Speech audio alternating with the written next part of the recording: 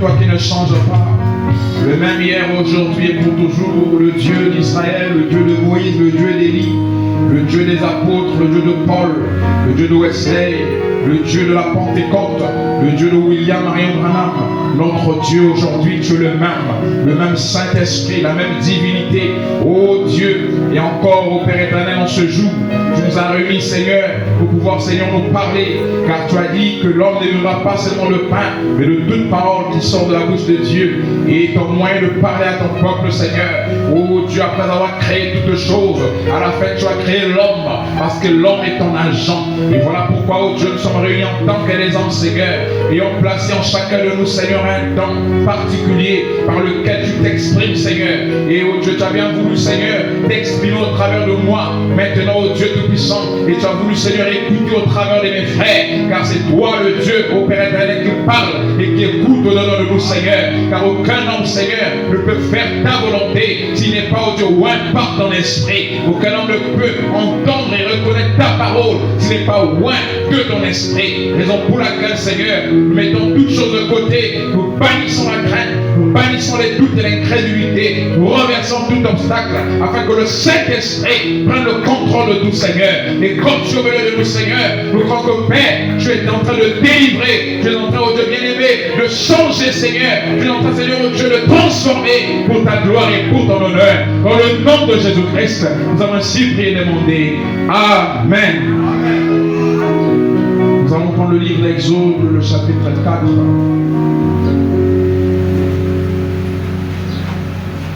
Exode, le chapitre 4, le verset 1 jusqu'au verset 5. Moïse répondit et dit: voici, ils ne me croiront point, et ils n'écouteront point ma voix. Mais ils diront: l'Éternel ne t'est point apparu. L'Éternel lui dit: qu'y a-t-il dans ta main? Il répondit: une verge. L'Éternel dit: jette-la par terre. Il la jeta par terre, et elle devint un serpent. Moïse fouillait devant lui. L'Éternel dit à Moïse: étends ta main et saisis-le par la queue.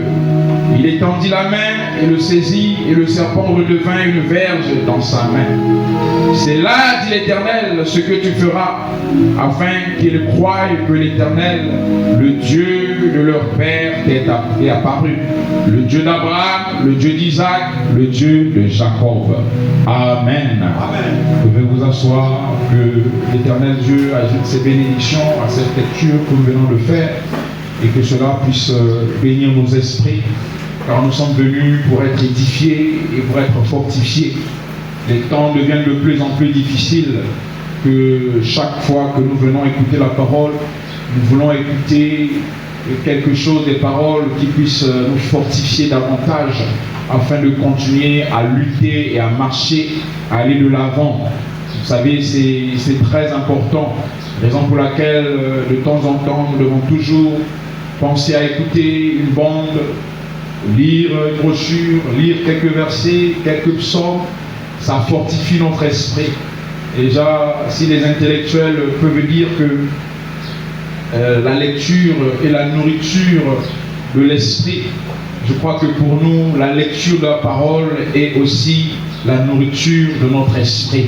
Quand nous sommes faibles, on a besoin de lire des paroles réconfortantes. Et je crois que nous sommes là encore pour écouter un message d'encouragement. Je crois que nous avons tous besoin d'être encouragés aujourd'hui. Chacun de nous a besoin d'être encouragé pour continuer à marcher avec Dieu, pour continuer à avancer et pour continuer à renverser les obstacles sur son chemin. Et je crois que si nous sommes attentifs à la parole et quand nous disons réellement et sincèrement Amen à la parole, nous recevons une énergie qui renouvelle notre force afin que nous puissions renverser les obstacles sur notre chemin. Il dit que ceux qui s'attendent à lui renouvellent leur force. Et je crois que tout homme et toute femme qui s'attend à Dieu, c'est cette personne-là qui est capable de se disposer lorsqu'elle vient à l'église pour écouter la parole. Parce que le premier moyen par lequel Dieu nous parle, c'est par l'écoute de la parole. C'est ce que Frère Branham nous enseigne. Et il a des seconds moyens. Mais le premier moyen, c'est par la prédication de la parole, c'est par les enseignements, c'est par les exhortations. Il a choisi cela ainsi. Donc si tu as un besoin, tu as un problème, tu ne sais pas comment faire, quand tu viens à l'église, sois simplement attentif, sois disposé. Parce que Dieu t'a appelé pour qu'il puisse te parler. Amen. Et nous sommes en train de parler sur ce deuxième sujet de l'année, de ce mois de février, sur qu'a-t-il dans ta main. Après avoir parlé sur je remplacerai, l'Esprit nous a conduit à parler sur qu'a-t-il dans ta main, pour dire que Dieu est capable de remplacer. Dieu est capable de transformer. Oui, toutes les années que tu penses que tu as perdu, que le gazab, le asile, la sauterelle, le gélec ont dévoré, cette armée que Dieu a permis, ces mauvais esprits que Dieu a permis qu'ils puissent œuvrer dans ta vie pour nuire quelquefois à ta santé, pour détruire quelquefois ton commerce, tes activités, ton entreprise, ton foyer, tout ce que tu as perdu, Dieu dit qu'il est capable de remplacer cela. Est-ce que nous le croyons? C'est Dieu qui permet, c'est Dieu qui est capable de remplacer. Rien n'est impossible à Dieu. C'est ce que nous remarquons dans l'enseignement sur je remplacerai. Je remplacerai, nous montre que Dieu est capable de tout. Rien ne lui est impossible. Mais ici, avec qu'a-t-il dans ta main, c'est un ajout. On nous montre que rien n'est impossible à Dieu, certes, mais Dieu a aussi besoin de la foi du croyant. Amen. Rien n'est impossible à Dieu, mais aussi tout est possible à celui qui croit. Dieu est capable de remplacer, mais à condition qu'il trouve quelque chose en nous qu'il doit prendre afin de pouvoir créer le miracle. Le miracle ne se produit pas dans le néant. Le miracle se produit quand le croyant a quelque chose dans sa main. Amen. Amen. Et nous avons dit que la main est une capacité. C'est l'action, c'est le pouvoir. On a donné plusieurs définitions. Et ces définitions vont avec plusieurs sens des Écritures. Nous avons dit dans le livre d'Apocalypse, il est parlé de la marque sur la tête, sur le front et sur la main. Et Frère Branham dit que la main, c'est l'action. Et nous savons aussi que dans la même Bible, on nous parle de la main de l'Éternel. Et la main de l'Éternel est le symbole du pouvoir, de la puissance de Dieu. Est-ce qu'il y a quelqu'un avec moi? On dit que Jésus est assis à la droite du Dieu de Père. Ça veut dire que Jésus est dans la puissance de Dieu. Ça veut dire que le pouvoir, la puissance lui a été remis. Donc la main, sans une main, on ne peut pas travailler, on ne peut pas œuvrer. Et Dieu a créé le monde par sa main puissante, donc par son pouvoir. Et donc tout ce que Dieu nous a donné, même physiquement, n'est que le reflet de quelque chose qui est dans le spirituel. Et nous savons tous que Paul a percé ce mystère en nous montrant que même les mondes visibles ont été créés à l'image des mondes invisibles. Donc même l'homme naturel, le monde, la manière dont il est constitué, sa forme, n'est que l'image de ce qui est invisible. Parce que nous savons que notre âme, notre théophanie, a une forme humanoïde.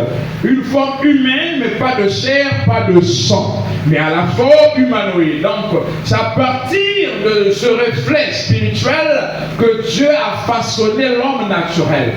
Donc, la main dans le naturel, qui est le symbole de l'action, qui est le symbole du travail, parce que sans main, on ne peut pas travailler, on ne peut pas œuvrer. La main qui est le symbole de l'action qui est le symbole du travail, qui est le symbole du pouvoir, qui est le symbole de quelque chose qui est en mouvement. Dans le spirituel, cela aussi a un sens. Et quand il dit qu'a-t-il dans ta main, ici Dieu interpelle la conscience du croyant afin que le croyant puisse réaliser qu'il n'est pas vide. Il a quelque chose, mais quelquefois qu'il ignore ou qu'il sous-estime. Est-ce que quelqu'un est avec moi? Est-ce que vous êtes avec moi? Amen. Donc dans le spirituel, la main est un potentiel, un talent, un don que Dieu a donné à l'homme. Et en prenant le titre de Moïse ici, parce que la question a été posée à Moïse. C'est vrai que nous prendrons plus tard plusieurs exemples dans la Bible, toujours dans le même contexte, de comment Dieu agit au travers de ce que l'homme a d'abord. Mais nous commençons par Moïse ici. Nous voyons que Moïse avait quitté le pays d'Égypte, où il était censé être un grand pharaon, parce qu'il en avait les capacités, il en avait le potentiel. Mais selon le plan de Dieu, Dieu avait un autre plan pour Moïse. Donc nous voyons déjà dans la vie de Moïse qu'il y a ce que l'homme désire être et il y a ce que Dieu veut que l'homme soit. Est-ce que quelqu'un est avec moi? Et là c'est très important, surtout pour nos jeunes gens qui cherchent et qui réfléchissent qu'est-ce qu'ils doivent devenir dans la vie. Lorsqu'on est croyant, on doit consulter Dieu. Et Dieu parle. Est-ce que nous croyons que Dieu parle? Dieu parle. Lorsque tu veux savoir ce que tu vas dans la vie, consulte Dieu. Parle à Dieu. Dis Seigneur, je ne sais pas qu'est-ce qu'elle doit être. La vie est difficile ici. Oriente-moi, montre-moi ta volonté. Parce que nous ne sommes pas venus sur la terre au hasard. Avant que chacun de nous ne vienne sur la terre, cela avait déjà été écrit d'avance. Dieu le savait. Voilà pourquoi on l'appelle le Dieu omniscient. C'est le Dieu qui sait toutes choses. Donc rien ne peut arriver si Dieu ne l'a pas su avant que la chose n'arrive. Il est omniscient, omnipotent, toute la puissance est à lui, omniprésent, il est partout. Il est le Dieu omniscient, il connaît tout. Et donc quand nous venons sur la terre, notre vie sur la terre est déjà écrite. Nous venons pour accomplir un plan. Et ce plan-là va avec la volonté de Dieu.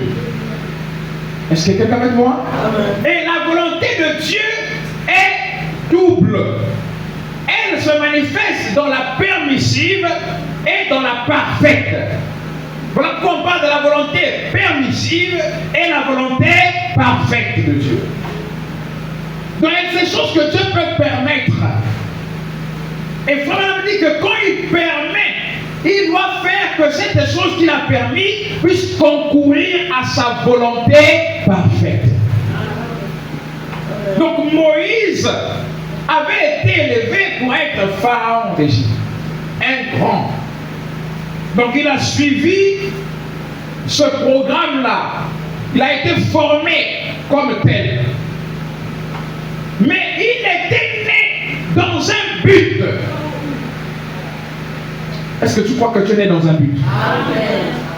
Arrête de dire que nous autres là, nous sommes venus accompagner les autres. Non, personne n'est venu accompagner l'autre. Chacun est né dans un but. Certains ont des grandes missions, certains des petites missions, mais même la petite mission là est importante. Sinon les fourmis ne seraient pas importantes dans la vie, dans l'écosystème. Les fourmis sont très importantes. Donc il ne faut pas dire que non, l'éléphant est plus important que la fourmi. Non, la fourmi joue un rôle très important. L'abeille joue un grand rôle. Sans abeille, on n'a pas de miel. Est-ce que quelqu'un est avec moi? Et c'est un petit insecte. Chaque chose que Dieu a créée est là dans un but. Et Moïse était né dans un but.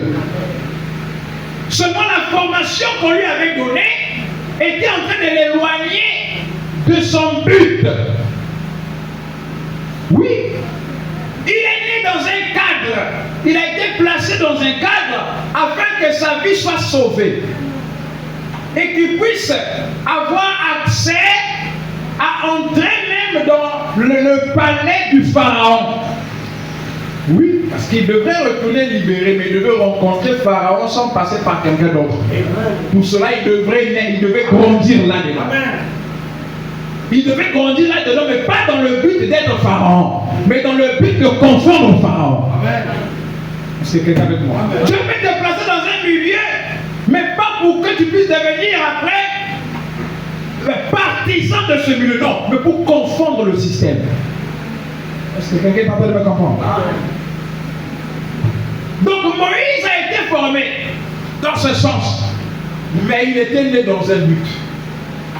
Parce qu'à sa naissance, avant sa naissance, ses parents étaient en train de prier pour le peuple d'Israël. Et Dieu leur avait révélé qu'ils auraient un fils, Jochebed et Amram. La promesse que Dieu avait faite à Abraham devait s'accomplir au travers de Moïse. Mais Moïse ne savait pas. Moïse ignorait cela. Et même quand sa maman l'a enseigné cela, ce n'était qu'une connaissance intellectuelle. Au point où il est arrivé à tuer l'Égyptien et il a fui. Donc il comptait sur ses capacités physiques pour les délivrer le peuple. Quand nous comptons sur nos capacités pour accomplir le dessein de Dieu, la gloire ne reviendra pas à Dieu. Dieu doit d'abord nous emmener à croire en lui avant de croire en nous-mêmes. Oui. C'est pourquoi Frère Branham a toujours été comme cet adage qui dit aide-toi et le ciel t'aidera. Non. Il dit que ça paraît juste, mais ce n'est pas vraiment ça. Il est vrai qu'avant que Dieu puisse agir, Dieu a besoin de voir quelque chose en nous. Et ce qu'il a besoin de voir en nous, c'est la foi. Moïse comptait sur ses aptitudes. Dans la prédication, la force parfaite par la faiblesse parfaite. Comme on a dit qu'il a fallu que Moïse puisse assumer qu'il était faible avant que Dieu ne puisse entrer en scène. Et il dit que Dieu aime lorsque nous assumons que nous sommes faibles. Devant Dieu, on doit assumer que nous sommes faibles, mais pas devant l'ennemi. Devant le diable, devant le démon, n'assume pas que tu es faible. Mais devant Dieu, dis Seigneur, je suis faible. Parce que lui, c'est lui qui te fortifie. Est-ce que quelqu'un avec moi? C'est lui qui te fortifie. Donc devant lui, tu peux dire Seigneur, j'ai des faiblesses, Seigneur, j'ai des difficultés. Mais devant l'ennemi, en face de l'ennemi, ne présente pas tes faiblesses. Dis que tu es fort. Moïse devait reconnaître qu'il était faible. Il devrait reconnaître sa faiblesse avant que Dieu ne puisse manifester sa force au travers de cette faiblesse parfaite. Et alors, quand il quitte l'Égypte en fuyant, Moïse dans le désert était changé. Le désert, c'est le type de l'épreuve. Est-ce que quelqu'un me suit? Le désert, c'est le type de l'épreuve. Il y a de ces épreuves qui arrivent dans nos vies, c'est pour que nous puissions changer notre attitude. Aussi longtemps que tu es orgueilleux, imbu de ta personne, aussi longtemps que tu es têtu, aussi longtemps qu'il y a une attitude qui empêche Dieu d'œuvrer, Dieu permettra une certaine épreuve que tu passes dans le désert afin que tu puisses ôter l'orgueil, la têtutesse, toute attitude qui l'empêche d'agir au travers de toi. Il a fait avec Moïse. Moïse, dans le désert, s'est rendu compte qu'il n'était plus dans les mêmes conditions en Égypte, dans le palais. En ce moment-là, dans le palais, Moïse n'avait pas besoin d'un bâton. Est-ce que quelqu'un avec moi? Dans le palais, Moïse n'aurait pas besoin d'un bâton, ce serait ridicule. Un grand général, un futur pharaon avec un bâton ridicule. Non, non, non, non. Mais dans le désert, celui qui devait être pharaon, il devenait un berger avec un bâton. Alléluia. Avant que Dieu ne t'utilise, tu dois être rabaissé. Je peux entendre la main. Amen. Avant que Dieu t'utilise, tu dois t'humilier. Tu dois ôter ta foi dans tes propres compétences. Amen. Tu dois ôter ta foi dans tes relations. C'est ça qui détruit la foi. Au lieu de compter sur Dieu par notre foi, on compte sur les relations que nous avons. Moïse ne comptait plus sur quoi que ce soit. Il avait fui l'Égypte. Dans le désert, Dieu l'a humilié. Il est devenu un berger. Il s'est attrapé un bâton. Ce bâton-là le servait pour travailler chaque jour, comme nous l'avons dit.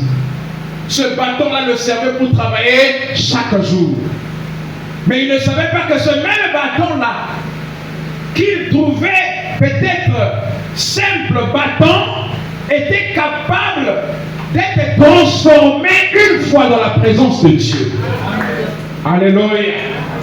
Qu'as-tu dans ta main? La capacité que tu as, le talent que tu as, comme nous l'avons dit, est imbibé de foi. Parce que ce que tu fais chaque jour pour vivre, pour survivre, tu continues à le faire, c'est parce qu'il y a la foi dans ce que tu fais. Amen.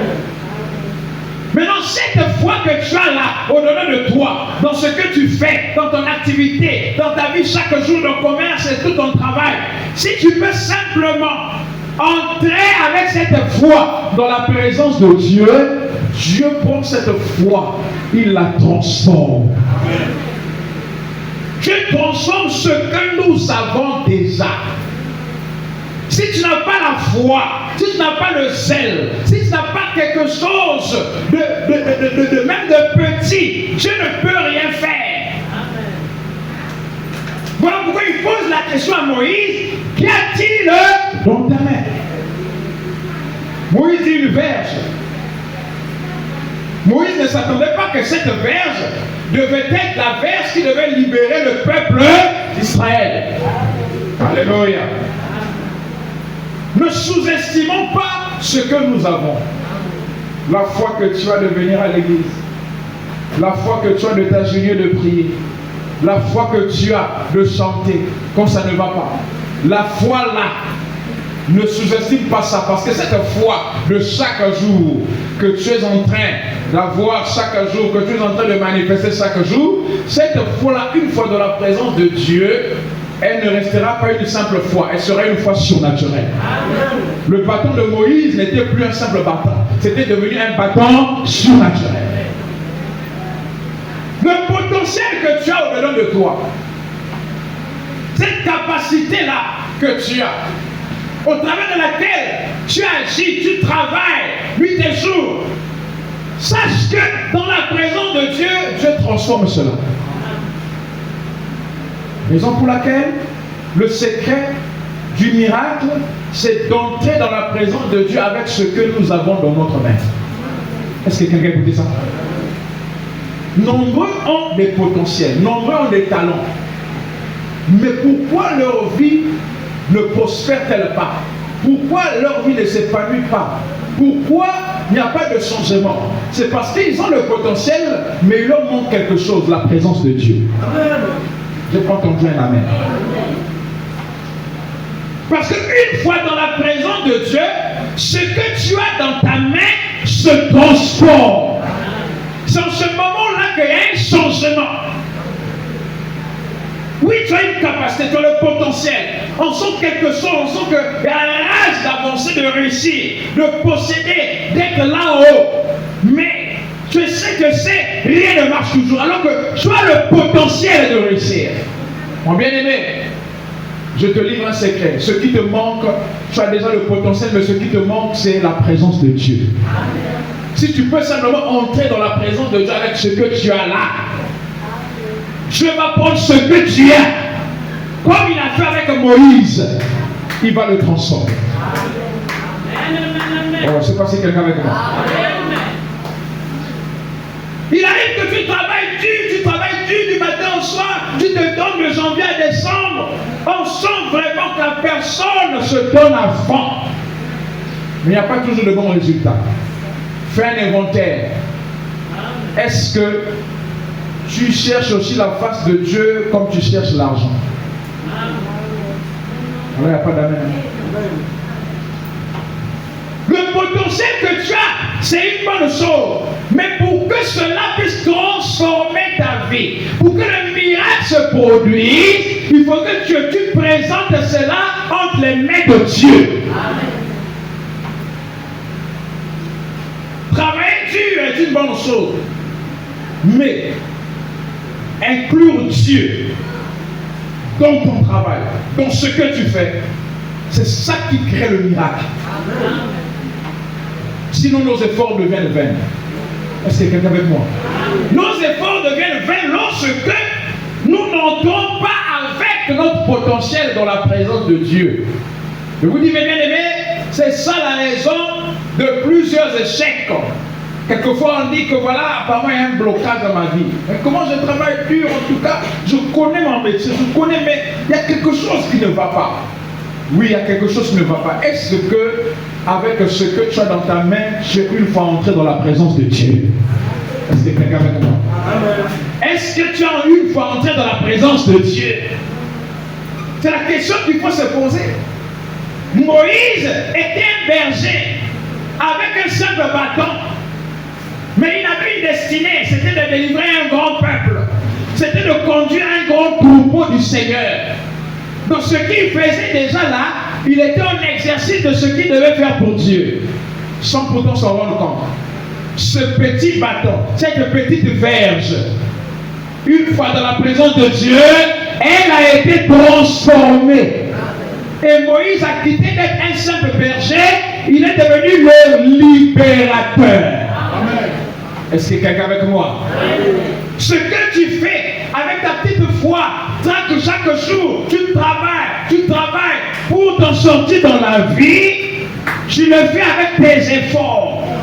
Mais une fois que tu vas impliquer Dieu, tu vas chercher à entrer dans sa présence, lui présenter ce que tu as dans ta main, tu ne seras pas simplement un simple commerçant, tu seras maintenant un grand homme d'affaires. Je ne sais pas qu'on fait l'amen. Donc vous voyez que nous sommes en train d'associer les deux. Donc le fait simplement de prier pour que les choses, ton commerce, tes affaires ou encore ton travail puisse être stable, prier, et ne pas travailler dur, ne pas réfléchir, avoir des stratégies et tout ça ne marchera pas aussi. Non. C'est ce que souvent nombreux font aussi. Donc on a deux cas ici. Certains, il est là, il a une activité, mais il ne réfléchit pas, il n'établit pas des stratégies, comment avancer, s'épanouir, se développer. Lui, prie, Seigneur, je te pose la question, mais qu'as-tu dans ta main? Le potentiel, là, tu as étudié, tu es arrivé à tel niveau, ça veut dire que tu as la capacité de réfléchir, tu as la capacité d'avoir une grande vision. C'est ça. Non, c'est pas certains qui comptent simplement sur ce qui les a, mais ils négligent maintenant le côté divin. Donc l'échec, on retrouve ça dans les deux cas. Mais une fois que quelqu'un peut reconnaître que Dieu est celui qui rend prospère, Dieu est celui qui bénit, Dieu est celui qui transforme. En ce moment-là, mes efforts que je fais chaque jour, mes efforts que je fais chaque mois, chaque année, cela ne suffit pas. Je dois me connecter maintenant à celui qui donne les résultats aux efforts de l'homme. Moïse, dans la présence de Dieu, son bâton fut transformé. Ce que tu fais, ce que tu as, qui est simple, qui paraît simple, dans la présence de Dieu, cela se transforme. Amen. Est-ce que quelqu'un avec moi? Amen. Dans la présence de Dieu, il y a une transformation. Lisons quelque chose ici dans la prédication. La force parfaite par la faiblesse parfaite. Prêché le 19 novembre 1961. au paragraphe 281. Est-ce que vous êtes avec moi? Amen. On va un peu clôturer avec Moïse et nous allons entrer dans un autre type. Au paragraphe 281, il dit: comme Moïse a perdu toute sa capacité et est devenu faible. Comme Moïse a perdu toute sa capacité et est devenu faible. Quelqu'un qui dira: Seigneur, je suis fatigué, j'ai essayé, j'ai tout fait, toutes les stratégies, mais il y a quelque chose qui ne va pas. Seigneur, j'ai besoin de toi. Je se rends compte que oui, là, l'homme, cette femme, cet homme-là ne compte plus sur ses propres capacités. Il a maintenant besoin de moi. Ce que nous disons, c'est réel et c'est vrai. Ça nous arrive souvent d'avancer, de changer des stratégies, de forcer, mais rien n'avance. Mais on ne se rend pas compte que quelque part, on compte sur nous-mêmes. Nous ne comptons pas sur Dieu. Tu as mis 1 million dans une activité, ça n'a pas marché. Au lieu de te demander qu'est-ce qui ne va pas, de chercher Dieu pour l'impliquer, non, tu vas encore prendre un prêt de 2 millions parce que tu te dis, bon, 1 million c'était un peu, je dois peut-être doubler 2 millions si ça ne marche pas. Après tu te dis, non, bon, peut-être qu'il fallait encore prendre plus. Après tu te retrouves avec beaucoup de dettes. Mais quelqu'un, quelquefois, qui a 500 000 avec le même business que toi tu fais, qui implique Dieu, une fois dans la présence de Dieu, ces 500 000 là sont comme transformés, il a des bons résultats. Je suis en train de parler aux croyants. Parce que souvenez-vous que nous les croyants, Dieu ne nous bénit pas comme les incroyants. C'est ce que nous oublions souvent. Oui, hein, David a dit, j'ai vu le méchant prospérer. Ah oui, mais bien aimé, c'est une assemblée de croyants. Donc je parle aux croyants, raison pour laquelle nous insistons. L'incroyant, lui, au départ, il n'a jamais fait confession de foi. Mais les gens qui ne font pas la confession de foi, il fait son business, il compte sur un gris-gris. Il compte sur quelque chose, il met sa foi là-dedans. Ou encore, il n'a pas un gris-gris, mais lui, l'affaire de Dieu, lui, c'est pas ça. Lui, il n'est pas croyant. Il applique des lois, il s'attend au résultat. Mais nous, les croyants, notre bénédiction dans tous les domaines, elle n'est pas du tout facile. Je n'ai pas entendu un amen. Ah oui, hein, dans les églises, on aimerait qu'on vous dise, bon voilà, recevez les bénédictions, recevez ceci. Non, ça ne se reçoit pas comme ça. Ce n'est pas du tout facile. Ce n'est pas du tout facile. Le croyant, encore, je dirais encore, un fils ou une fille de Dieu, Dieu est sévère avec lui ou avec elle. Un fils de Dieu, Dieu est sévère. Une fille de Dieu ne reçoit pas facilement. Comment on dit que Dieu nous forge un caractère, parce que son caractère, on ne peut pas régner. Amen. Il faut un caractère. Dieu ne veut pas bénir un croyant et après devenir orgueilleux parce que le matériel va le dépasser. Amen.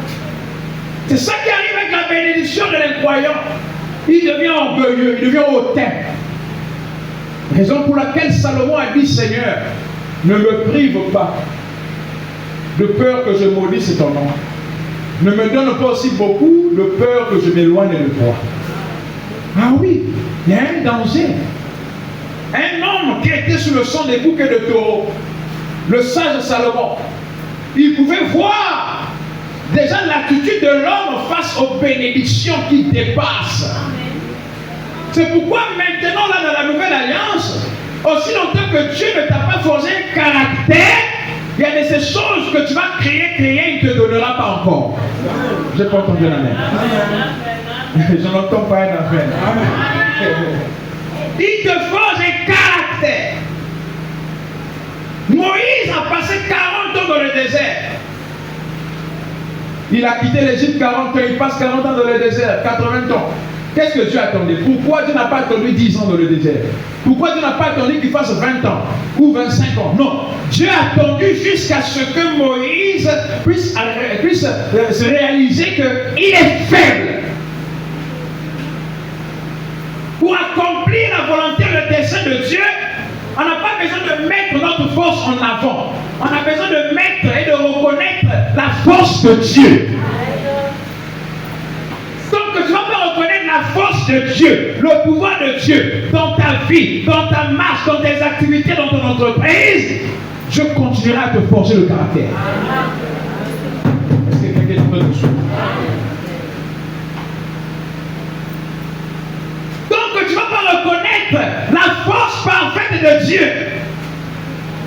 et que tu vas compter toujours sur ta propre force, rien ne se fera. Parce que quand Dieu donne une promesse, quand il a donné la promesse à Abraham, il n'a jamais dit à Abraham, à la 4e génération, je susciterai un prophète. Il dit à la 4e génération, je délivrerai. Donc celui qui devait recevoir la gloire pour la délivrance d'Israël, c'est Dieu lui-même. Alléluia. Celui qui doit recevoir la gloire pour ta délivrance, pour ta bénédiction, ça ne doit pas être un pasteur, ça doit être Dieu. Et quand tu regardes que tu es encore dans une conception de bénédiction liée à quelque chose qui ne donne pas sa gloire, il te bloque.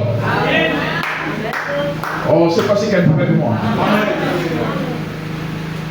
Aussi longtemps que Moïse était encore dans l'attitude où, s'il délivrait le peuple, la gloire allait le revenir, Dieu dit non, il n'est pas encore prêt. Il n'est pas encore prêt. Je dois encore continuer à le briser. Je dois encore continuer à le forger un caractère.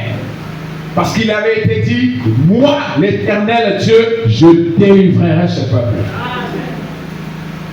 Et Dieu ne fait rien sans pourtant qu'il ait un homme sous son contrôle. Amen. Et pour qu'un homme soit sous le contrôle de Dieu, cet homme doit accepter la suprématie de Dieu dans sa vie. Amen. Donc cet homme a encore quelque chose à la place de Dieu, Dieu ne peut pas agir. Amen. Dieu devait dépouiller Moïse de toutes ses conceptions égyptiennes, de tous ces enseignements-là, de le recadrer, de l'orienter encore sur le droit chemin. Pendant 40 ans, Dieu l'a forgé. Alléluia. Pendant 40 ans, Dieu l'a forgé. Cette fois-ci, il va en Égypte avec un bâton. Moïse ne comptait sur aucune autre chose que sur le bâton. Amen. Parce qu'il avait vu le miracle que Dieu avait accompli dans ce bâton. Amen. Une fois que tu entres dans la présence de Dieu et que Dieu a une expérience avec toi, tu as une expérience personnelle avec Dieu, tu sors de là avec un signe. Et ce signe-là, tu t'accroches à ce signe tout au long de ta vie. Amen. Moïse s'est accroché au bâton tout au long de sa vie. Alléluia. Moïse devait reconnaître. Quand Moïse a perdu toute sa capacité et est devenu faible, Dieu l'a rendu puissant. Amen. La puissance de l'église ne doit pas être par rapport à ses biens matériels. La puissance d'une église doit pas être par rapport à son nombre. Ça, c'est notre gloire. Ah, chez nous sommes tant. Ça, la gloire revient à qui? À Dieu ou bien aux hommes? Aux hommes. Ah, chez nous, notre pasteur, vraiment, c'est chez nous, chez nous. Moïse devait devenir faible et Dieu devait le rendre fort. Ma puissance, ma bénédiction ne doit pas être par rapport à mes efforts personnels, mais ça doit être par rapport à Dieu agissant au travers de ce que je fais. Là, la gloire le revient. Et quand la gloire le revient, moi et lui, nous partageons la gloire. Est-ce que quelqu'un avec moi? Si la gloire revient à l'homme, Dieu n'a rien. Mais quand la gloire revient à Dieu, l'homme qui a œuvré pour Dieu aussi partage la gloire. Amen. Jésus a dit aux disciples, allez dans cette ville, vous verrez un ânon, le petit d'une ânesse. Vous allez dire à cet homme, le maître en a besoin. Ils ont emmené cet ânon-là. Jésus est monté. Quand il rentrait à Jérusalem, on a clamé sur Jésus, mais il était sur l'âne. Est-ce que quelqu'un avec moi? Amen. La gloire de Dieu, lorsque Dieu œuvre en moi, en vous, on acclame pour le Seigneur, tu partages aussi cette gloire. Amen. On n'acclamait pas sur la norme, même si la norme dansait comment, les gens voyaient Jésus. Amen. Donc ta bénédiction, les gens doivent voir Dieu. Amen.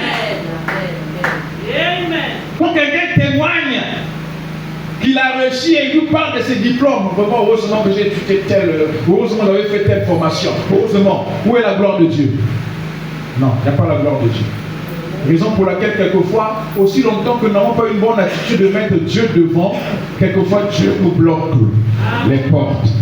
Parce que Dieu sait, si celui-là il rentre là, la gloire ne me reviendra pas. Il dira que non, c'est parce qu'il a étudié.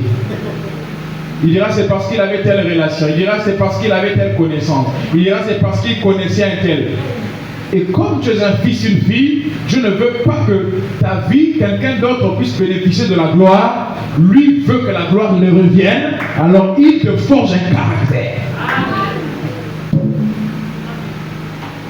Dieu l'a rendu puissant. Ce n'est pas un système qui doit te rendre puissant. C'est Dieu. Elle a envoyé en Égypte dans la puissance de l'esprit. À 80 ans. Une barbe qui pendait, sa femme sur un mulet, tenant un enfant sous la hanche, un bâton à la main. Le secret de Moïse, c'était le bâton. Amen. Alléluia. Mais attendez, on arrive quelque part.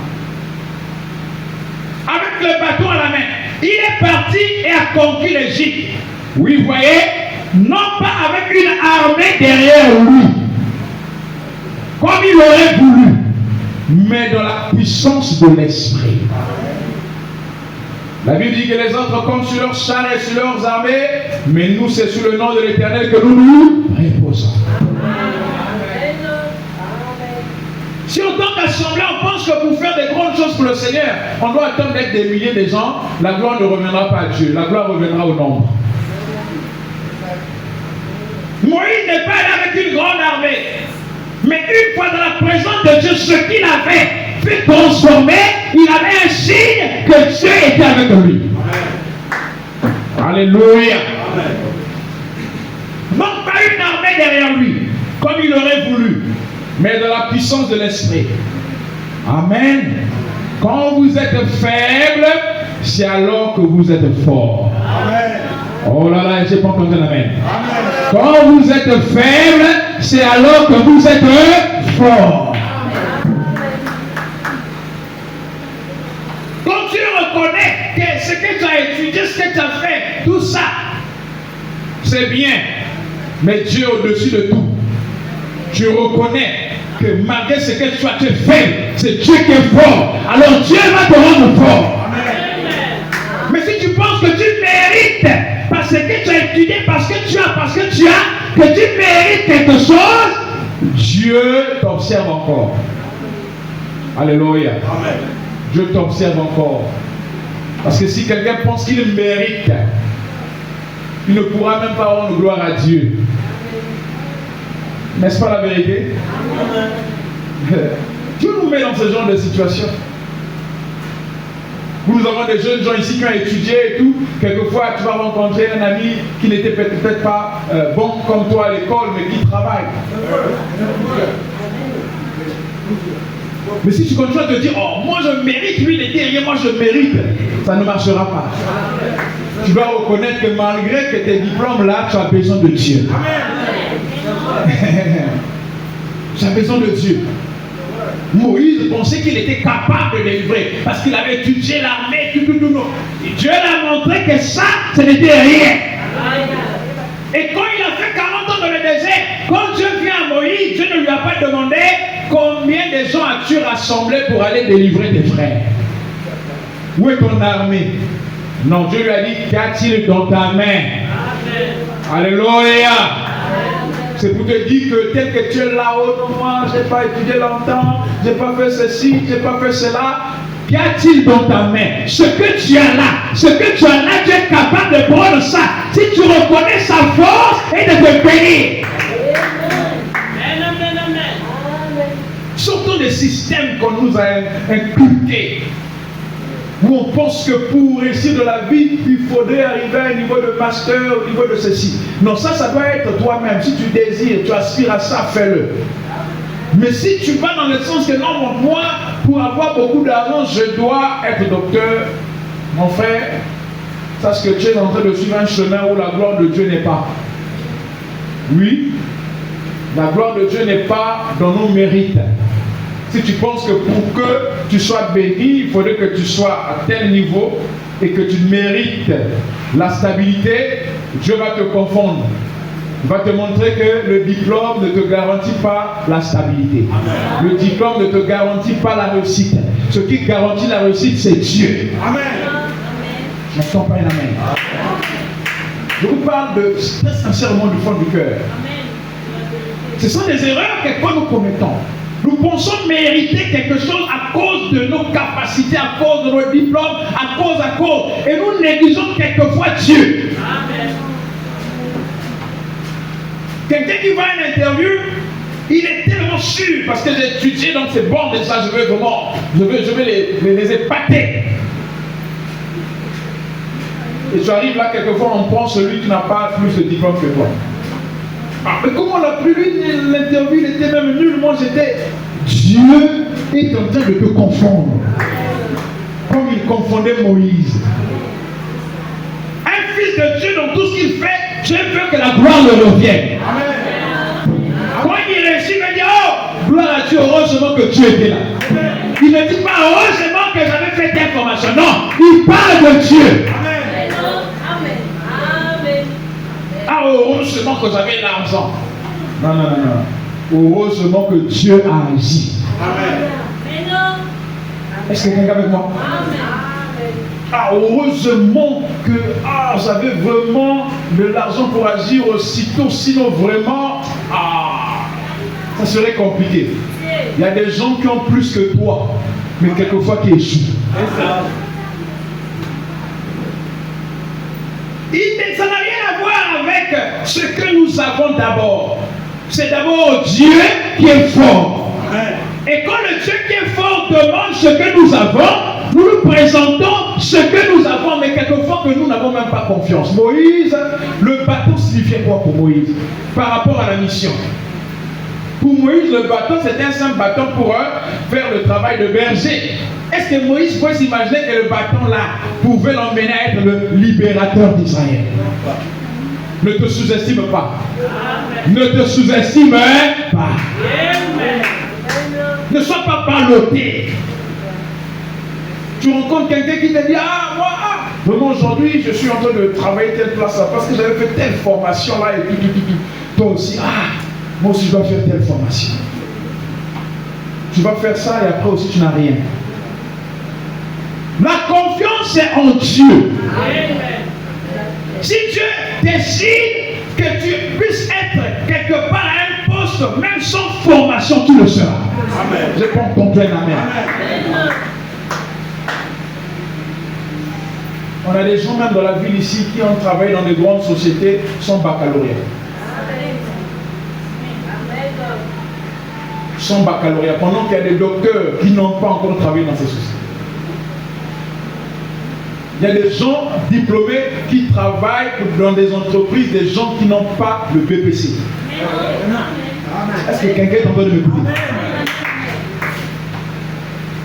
Quand tu fais confiance en Dieu et que tu entres dans sa présence avec ce que tu as, Dieu accomplit des grandes choses. Amen. Moïse, qu'as-tu dans ta main? Moïse n'a pas dit j'ai un diplôme en guerre obtenu en telle année en Égypte, j'ai telle formation, j'ai donc Seigneur, je suis capable d'aller délivrer ton peuple. Moïse n'a pu utiliser le langage de l'Égypte. Est-ce que quelqu'un avec moi? Dieu voulait briser Moïse pour que Moïse oublie tout ce qui est de l'Égypte. 40 ans après, Moïse a oublié tout ce qu'il avait acquis en Égypte. Il dit j'ai un bâton. Alléluia. Donc ce qu'il avait ramené de l'Égypte là, Moïse n'a pas présenté ça à Dieu. Il a présenté le bâton. Où est-ce qu'il avait eu le bâton là? Dans le désert. Le désert c'est le type de l'épreuve. Quand Dieu vient à toi et te demande ce que tu as, tu vas lui présenter quelque chose que tu as eu dans l'épreuve. Parce que dans l'épreuve, notre foi grandit. Quand Dieu te donne l'épreuve, c'est pour nourrir ta foi. Et quand Dieu vient à toi te sortir de l'épreuve, il regarde la foi que tu as eue pendant le temps d'épreuve. L'épreuve fait grandir la foi. Alléluia. Qu'as-tu dans ta main, Moïse? Une verge. Moïse est allé avec cette verge-là. Il était sûr. Il dit, ah, là j'ai rencontré Dieu. Il va en Égypte. Dès qu'on annonce que Moïse est là et tout, par contre il essaie de rentrer. Il s'est livré lui-même. On va certainement le juger pour ce qu'il a eu à faire, ce qu'il avait fait fuir. Mais Moïse était certain de Dieu. Un homme qui a rencontré Dieu est capable d'aller, même là où les portes sont fermées, les portes lui seront ouvertes. Notre Dieu est grand, mes bien-aimés. Nous mettons nous-mêmes des limites à ce que Dieu peut faire à cause de notre attitude et de notre conception. À cause de notre conception et de notre attitude. Comme je l'ai souvent dit ici, tellement qu'on nous a appris, SNPC là-bas, déposer les dossiers, là-bas il faut connaître que c'est compliqué là-bas. Et on a cru à ça. Il est difficile qu'un frère prenne son courage pour aller déposer. Parce qu'il s'est dit, là-bas je connais personne et tout. Nos limites dans notre esprit limitent aussi ce que Dieu est capable de faire. Ne limitons pas Dieu à cause de certaines conceptions que nous avons dans l'esprit. La Bible dit quoi? Frappez en vous, j'ouvrirai. Demandez en vous, donnez-moi. Cherchez-vous, trouvez. Moïse, malgré dans le désert, il pensait à ce que sa maman l'avait enseigné. Tu es né pour être libérateur. Mais il ne savait pas comment faire la chose. Il avait déjà en lui, dans son esprit, le souvenir de l'échec. Une fois il a essayé, ça avait échoué. C'est difficile à un homme qui a échoué de se relever. Mais quand Dieu te rencontre, tu oublieras tes échecs. Amen. Moïse a oublié qu'il avait fui l'Égypte parce qu'il avait échoué en tuant un homme. Quand il a rencontré Dieu, l'assurance était renouvelée au-dedans de lui. Quand tu rencontres Dieu, l'assurance renaît. Dans tout ce que tu entreprends, même si tu as eu des échecs dans le passé, quand tu rencontres Dieu, l'assurance renaît au-dedans de toi. Tu te dis, c'est possible encore. C'est possible encore de le faire. Cette fois-ci, je le ferai avec réussite. Cette fois-ci, je ne n'échouerai pas. Parce que tu as un appui, tu as un signe, tu as une expérience avec ce Dieu. Moïse est allé avec assurance. Il dit, cette fois-ci, avec Dieu, ça va marcher. Alléluia. Mais j'aimerais vous dire quelque chose. Même quand Dieu vous rencontre et que vous révèle ce que vous devez faire, il vous donne un signe, il vous donne l'assurance. Il ne vous montrera pas tout ce qui sera sur le chemin. Amen. Est-ce que quelqu'un avec moi? Amen. Dieu reste un Dieu mystérieux. Il reste un Dieu mystérieux. Dieu m'a parlé. Ne sois pas trop excité. Ne sois pas trop excité. Parce que quand Dieu te parle, il ne te révèle pas tous les détails du chemin. Amen. Il ne te révèle pas tous les détails du chemin. Il faut être tranquille. Parce qu'à tout moment, Dieu peut te parler le long du chemin. Amen. Mais si tu t'accroches simplement à ce qu'il t'a déjà dit, tu ne prends plus attention. Pendant que tu es en train de marcher, tu n'atteindras jamais l'objectif. Tu n'accompliras jamais ton but. Moïse, avec le bâton, il prend sa femme, prend les enfants. On va en Égypte. Quand il arrive en Égypte, dans le palais de Pharaon, il dit, je suis venu délivrer mon peuple. Pharaon dit, ah bon, avec quoi? Il y a une armée là-bas, pas d'armée. Moïse, c'est pas ce qu'on a appris à l'école de guerre. Pour avoir une grande armée, c'est que l'Égypte, c'est une grande puissance. Il dit, j'ai rencontré Dieu. Amen. Il dit, Dieu, En Égypte aussi, ils avaient des dieux. Alléluia. Ils avaient aussi des dieux. Tu as un talent, sache qu'en Égypte aussi, il y a des talents.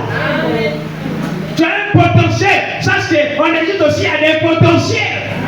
Mais tu dois être certain que le Dieu que tu as rencontré est plus fort que les dieux de l'Égypte. Tu es en train de travailler le boulot là, chacun a quelque chose. Toi, tu as Dieu, mais les gens comptent sur le gris-gris. Donc, on essaie de te mettre des bâtons dans les roues et tout.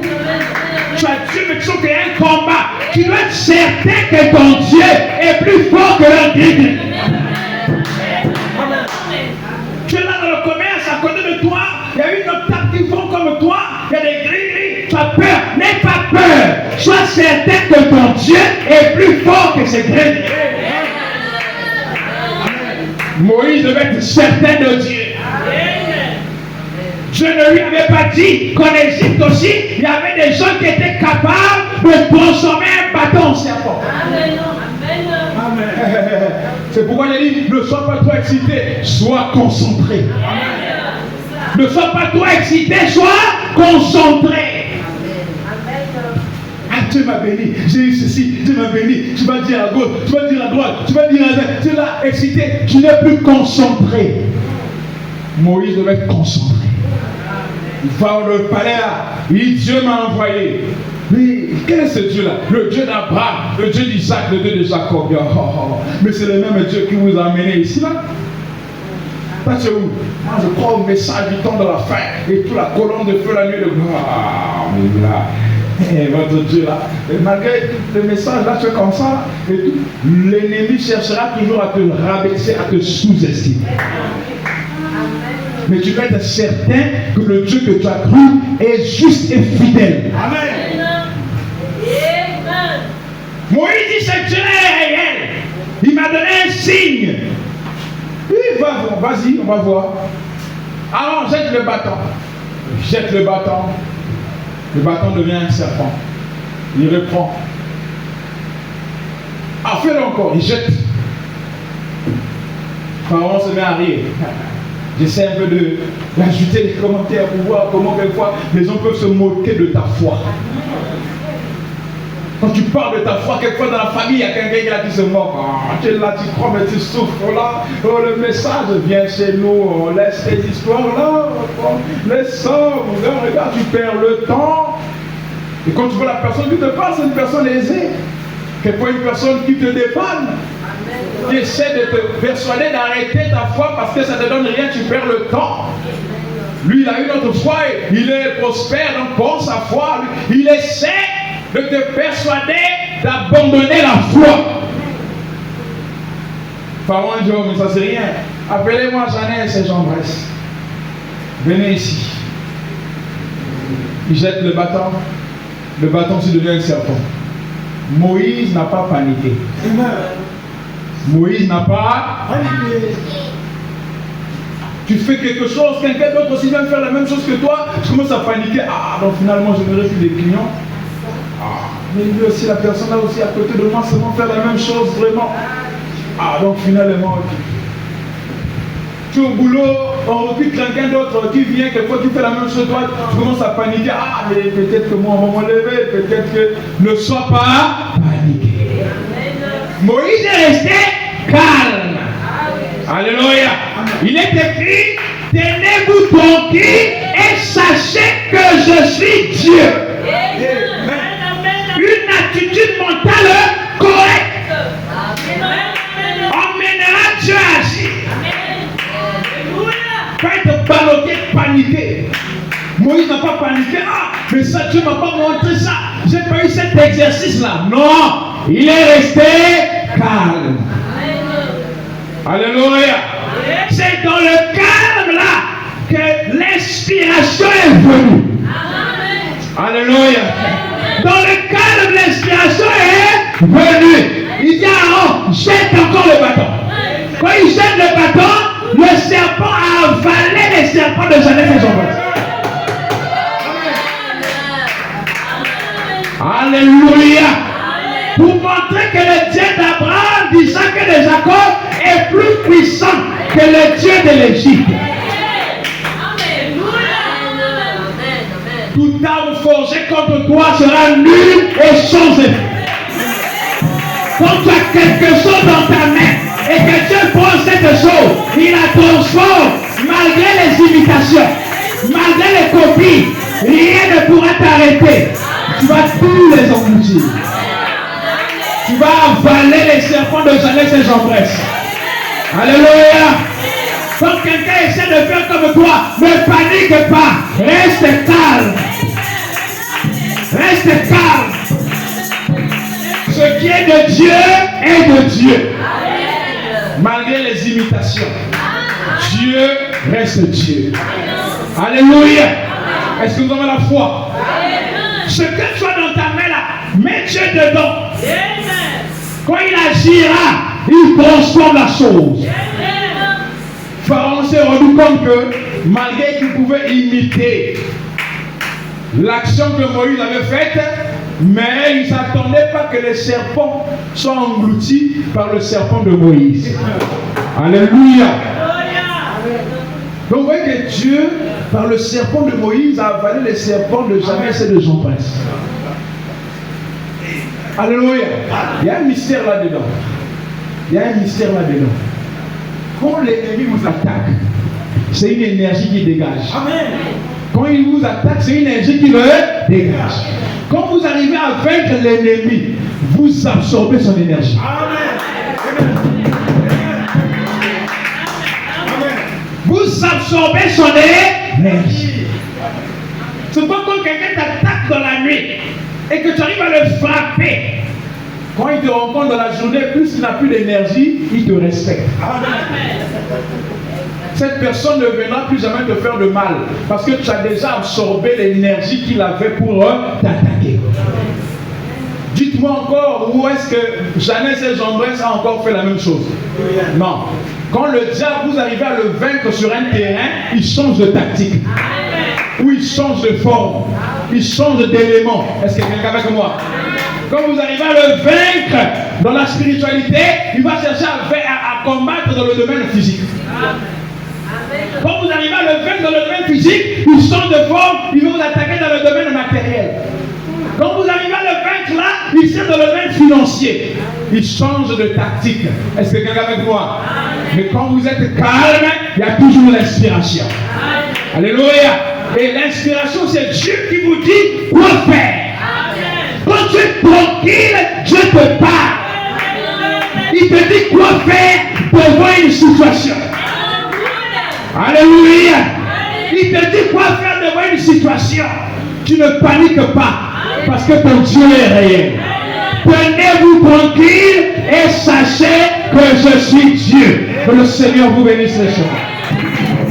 Voilà, nous tenir debout.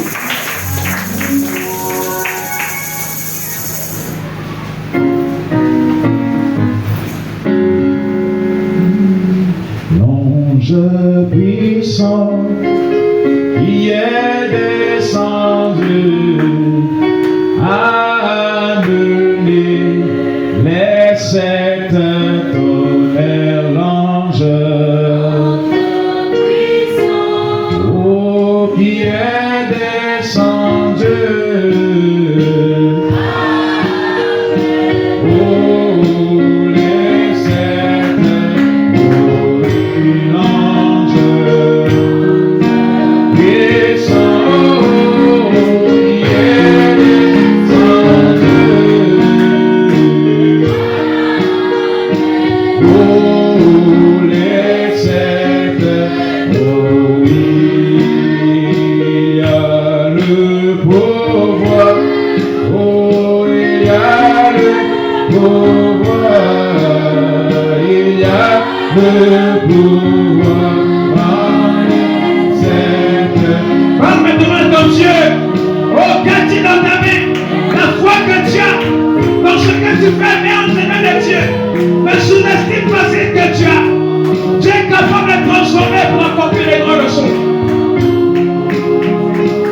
Le bâton de Moïse va absorber le bâton d'Agis de Janès et de Jambres.